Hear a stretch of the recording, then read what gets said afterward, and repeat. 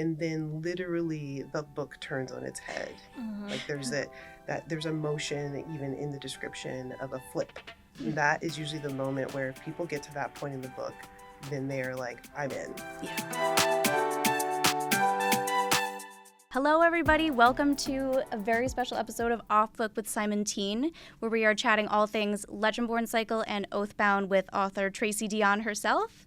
So excited. So I am Amy from Simon Teen, and we also have Bezzy from Simon Teen. And I'm Tracy Deonn of the Legendborn Cycle.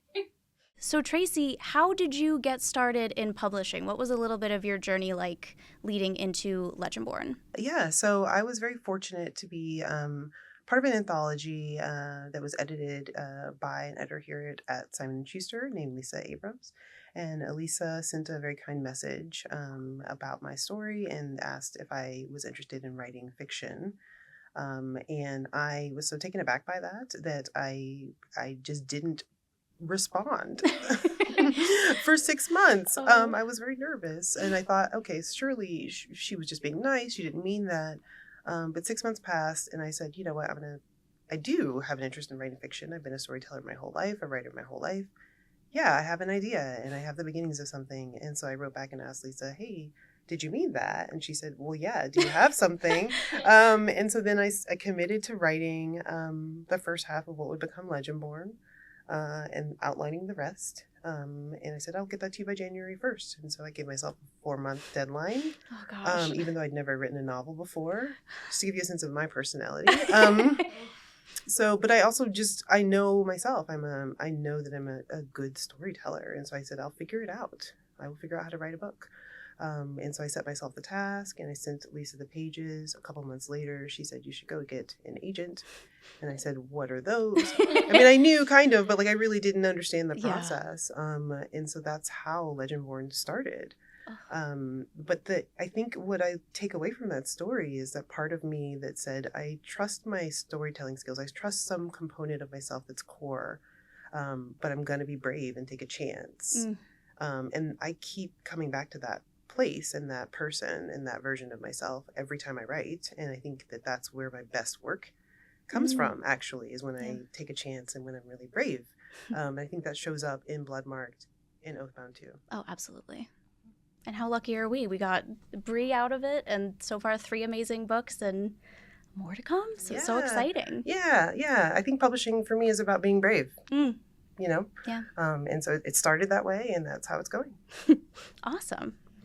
Great. So before we get into our discussion, wanted to do a quick overview for anyone who may not be familiar with the Legendborn cycle yet, which if you are not, go read the books.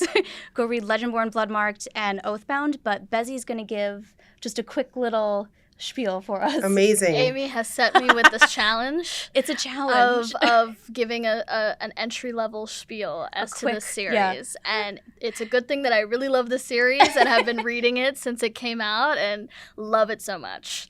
So here is what we'll start with. And again, for people who are coming to the series in its early days or in a new way, I will keep it mostly vibes-based and character-based, so no worries about major plot spoilers. Yes. However, we'll start with Bree has been accepted to this early college program at UNC. She attends the school at UNC with a little bit of an ulterior motive because her mother has just died. And because of a glimpse that she received in that horribly, horribly stressful moment, in moments following her mother's death, she has an idea that magic, some kind of power that she does not understand, had to do with her mother's death. And in order to investigate this further, she has decided, as she learns more about a secret society that may or may not exist at UNC called the Legendborn, she has decided to infiltrate that society with the help of at the time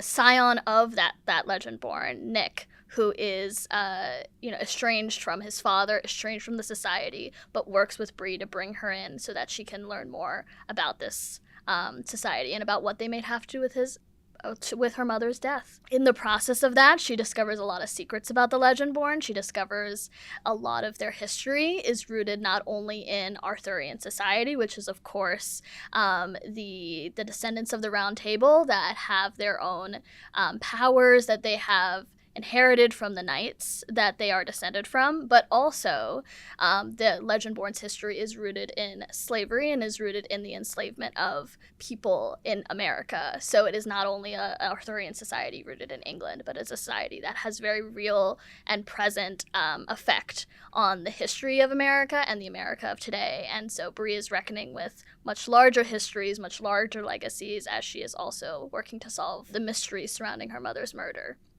As she discovers some answers, she also discovers her own connection to the society, to Legendborn, and to King Arthur himself.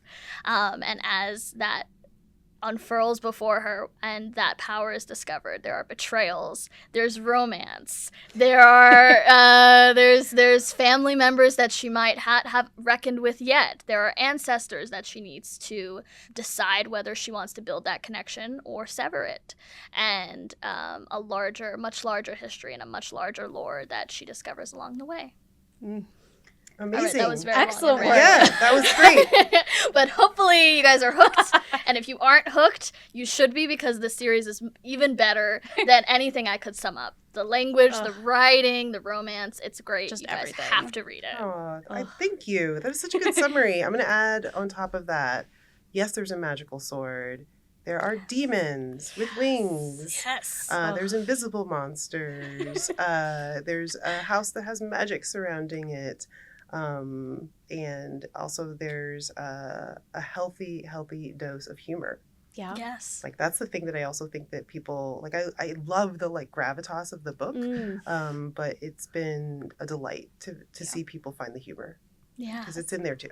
Yeah, Yeah. absolutely. I think Absolutely. sometimes even still when I read it, like catches me by surprise. I'm like, oh Yeah. my god. Yes. No, Bree is, Yeah. Bree's a sassy. I love Yes. her in all the best ways. She has a retort for a lot Yes. of the Yeah. Yes. nonsense that is put her way. Yes. Yes. I feel like she has a lot more presence in the moment to respond to certain things, whereas I feel like I want to embody that quality myself. Me too. Yeah. Me also. Yeah. Like, this is aspirational for me. And also, there's just, like, witty. There's just Yeah. banter.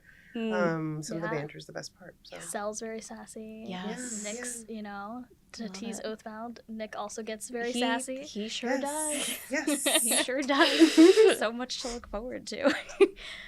But great, yeah. That was perfect. Amazing work. Okay, and then our discussion question. So this might be a little spoilery. We're going to keep it spoiler light. Yes. But Yes. what is your favorite moment from the Legendborn cycle so far? So, Bezzy, because you just went, I guess I'll go first to kick us off. Sure. So mine, the one that sticks, there's so many amazing moments. The one that sticks with me the most, and as I was thinking about it, I kept coming back to, was in Legendborn, Bree has a conversation with her father, and I think it may be the most quoted, it's definitely one of the most quoted lines, which is, I have it written down because I wanted to get it right. Don't make your life about the loss, make it about the love. Yes. Which is it's just so powerful. Her conversation, I don't know. I just think everyone can relate to it. Everyone in their life will experience loss, whether it is as horrible as Bree's is. Everyone will feel that. So being able to step back and be like, look, like, it doesn't make it less painful or less sad, but having those good memories and embracing the love and remembering that is something that will help get you through hard times, even though it's difficult. So Yeah. I think that's the one that really, I think a lot of other people love that one too. But People do. People love that quote. People have gotten Yeah. tattoos of that quote. Yes. I really love that quote too. And there's it's well said. Well said.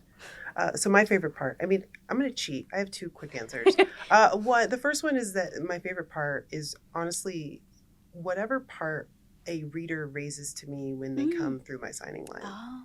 Like, honestly, the surge of emotion and appreciation that I have when a reader brings a certain scene that they clearly have been carrying with them and they bring it right into the signing line. So they've handed me the book, I'm ready to sign it, and they tell me about the scene and they recount the scene to me as if I didn't write it. You're not going to believe this. They're like, and then he does this, and I'm over here like, yeah, right, right. And then after that, there's something so special about hearing the scenes through the reader's eyes and like how they've internalized it. And so I think that in those moments, those are my favorite, because I'm like, this person loves this. This is incredible. And I get to re-experience it because someone's telling it back to me, which is such a gift as a storyteller, which I think of myself as a storyteller almost more than an author. Like, yes, I'm an author, and yes, I write, and that's my chosen storytelling method. But the actual act of storytelling is my favorite thing. So that's my quick answer. The second answer that's less of a cheat is actually the midpoint of Legendborn. You think you have a good sense of what this book is, and then Bree and her therapist Patricia go to a certain graveyard in Chapel Hill, and then literally the book turns on its head.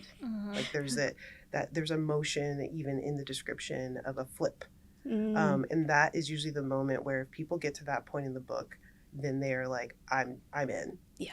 Like I was maybe thinking, I'm not sure, when does it get to this level of intensity? But when they flip into that moment, and if you read it, I won't spoil it. But halfway through Legendborn, something very special happens that changes the whole rest of the series. And after that, you're hooked. Yeah. It's all over. Yeah. Yep.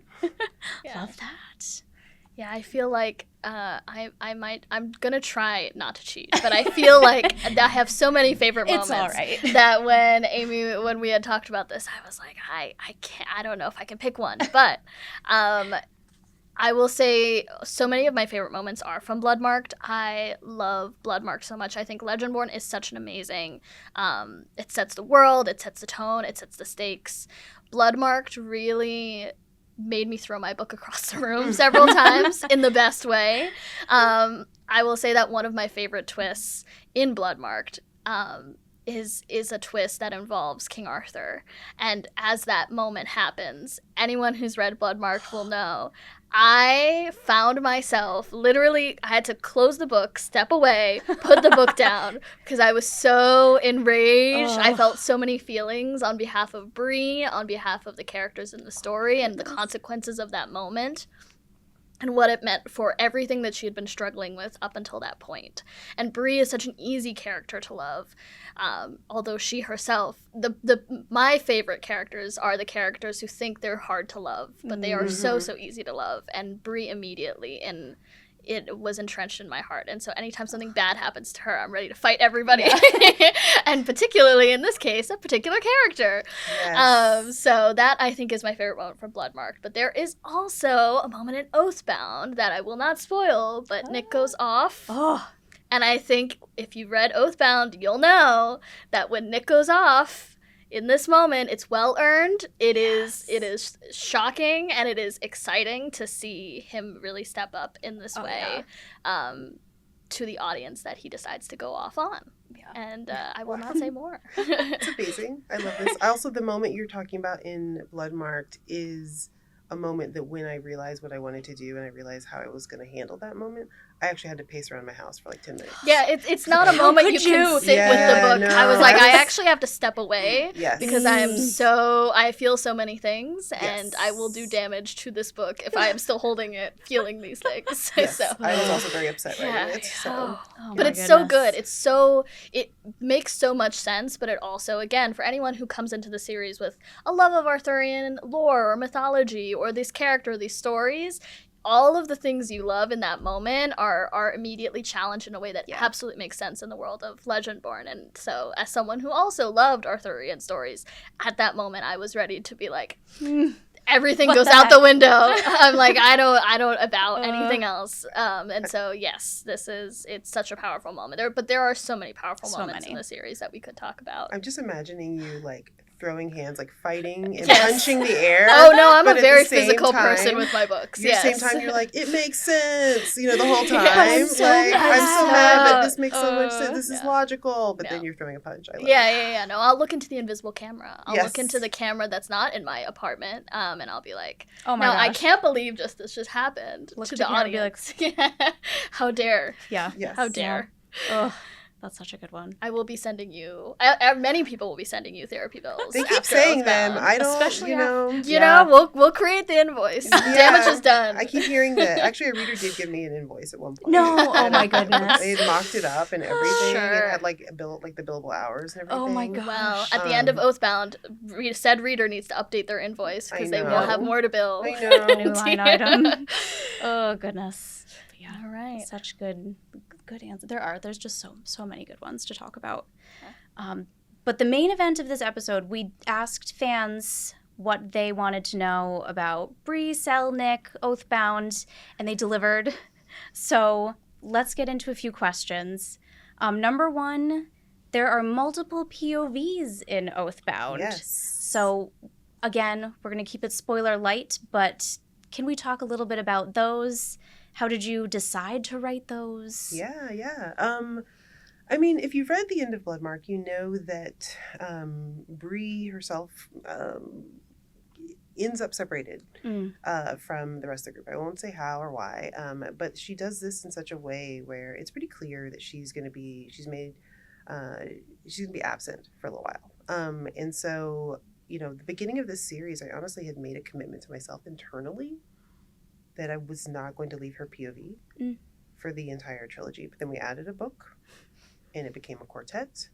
And I realized that I could not hold to that rule, but also I needed to figure out how to do it myself. I'm going to be honest, I'm a multi-POV hater. It's like not a thing I love. And so I really had to go through a process to be like, I think this is what I wrote myself into. I think it is I know it's the right decision. But as I'm working at it and as I'm developing it and working through editorial and going through the drafts, I'm really had to square with myself that I don't like multi-POVs most of the time when I encounter it in the wild. Okay. Because I think that for me, I write a very intimate first-person POV. I love sinking into a single character. I love being inside their head and feeling the immersiveness of it. And so since that's my sensibility, that's my storytelling position, multi-POVs often feel jarring to me. So for me to do it, it was like, okay, I'm going to have to do this.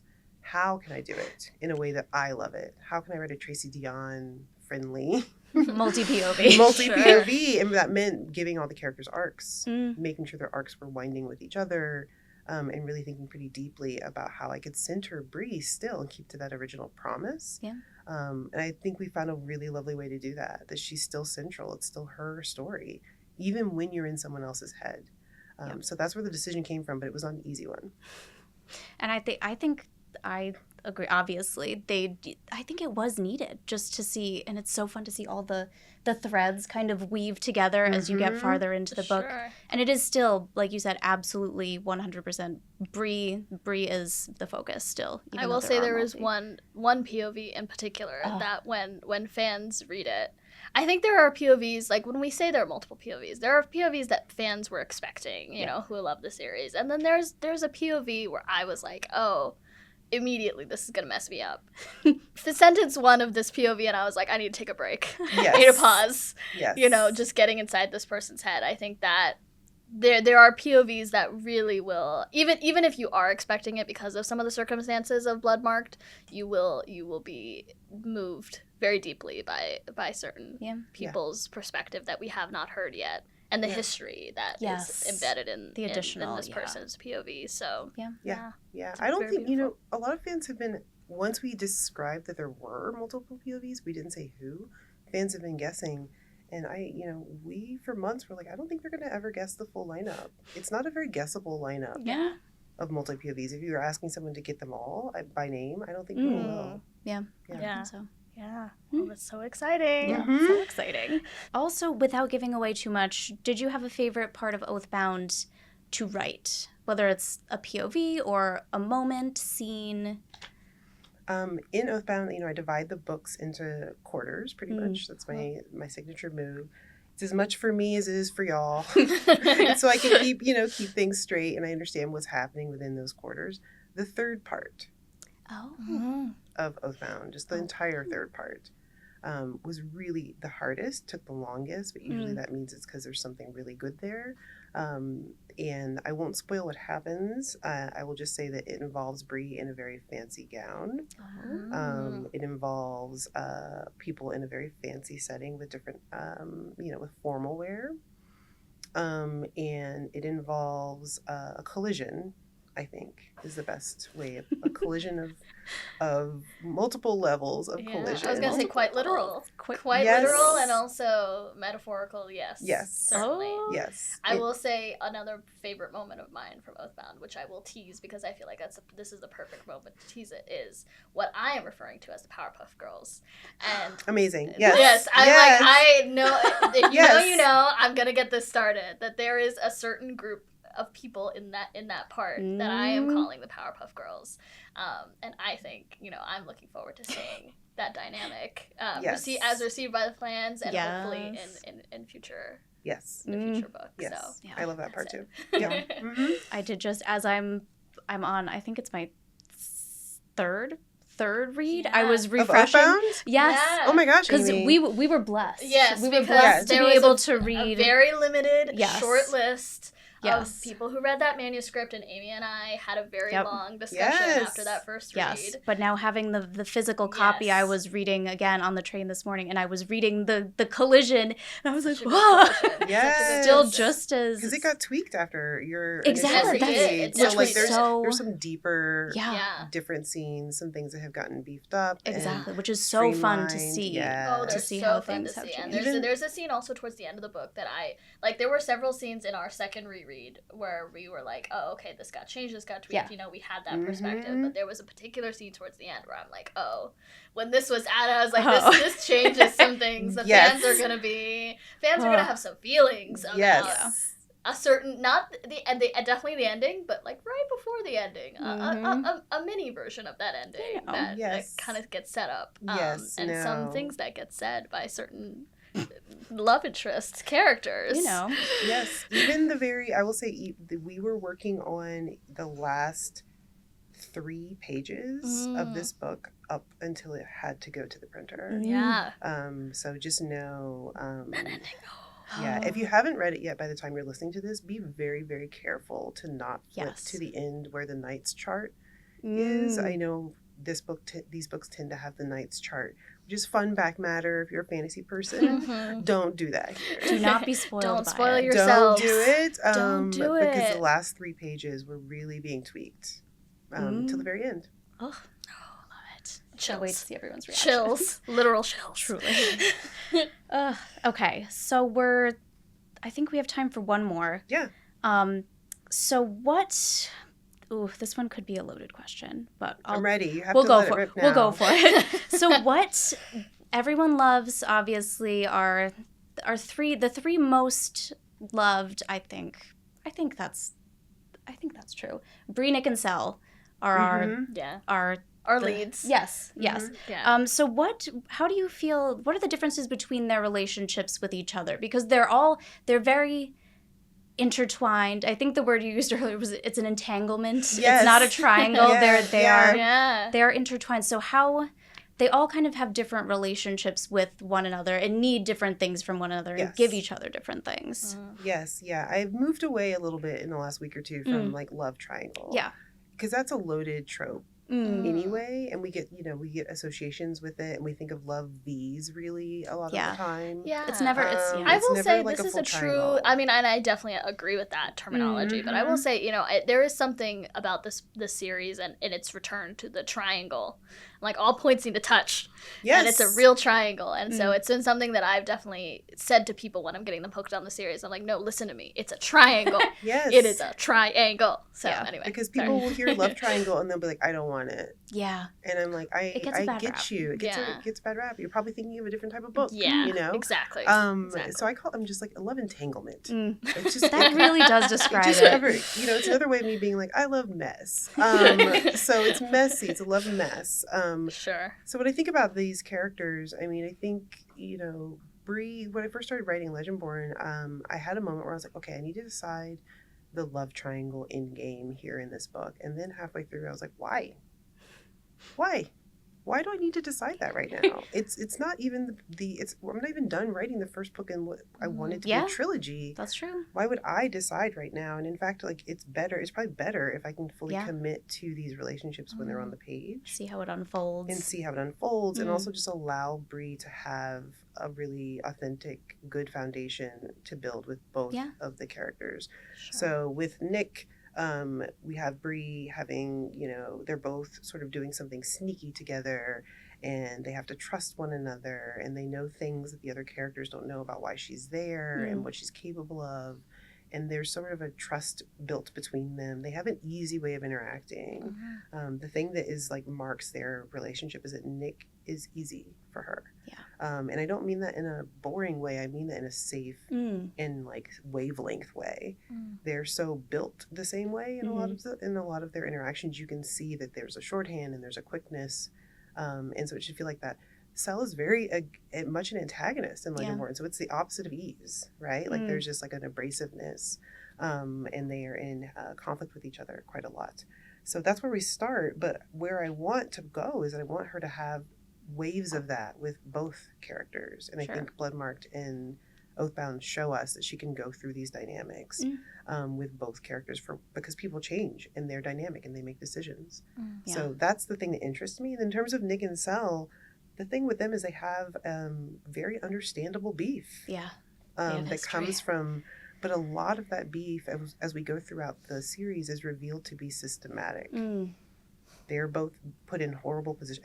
Every character in this series is put in a horrible position by a system, by adults, by other people around them. And so then what do we do when we peel some of that away? And then also is Bree potentially a lens through which they can see each other more clearly or differently or in a new way. Oh, I love that. So that's how I feel about the love entanglement. The love mess. The love mess. The love mess. Yes. And it only gets more tangled in. Oh my gosh. And Oath, if you have certain feelings about either character, either love interest, about Bree herself and how she sees both of them, Oathbound will answer a lot of questions for you and also raise a lot more questions for you. Yeah, it gets very naughty. I think like the like love entanglement, the knots get deeper, tighter. Oh yeah. Yeah. Oh, the final line. Oh, guys. You guys are not ready for that final line. Everyone hold on. Yeah, everyone hold on your butts. Hold on tight. It's going to be great. It's going to be great, but hold on. Yes. Safety not guaranteed, but you're here with us. But you're going to have a great time. You're in and then community. by this point, you can come into the 17 comments and yell into us exactly. about the ending. Yep. And we will yell right back at you. Yes. We'll discuss. Yeah, we sure did. But awesome. I think we've done it. Tracy, thank you so much. Can't wait for everyone to see what happens in Oathbound, and also can't wait to see what's next. So thank you so much for chatting with us. And for more Off Book with Simon Teen and more from Tracy, follow Tracy on social media, follow us. And we will be posting all things Oathbound because it's the best. So yes, absolutely. And a soundtrack to come. Yes, and soundtrack to come. So keep an eye out for the playlist. Absolutely. Thank you. Thanks. Thank you. Bye, y'all.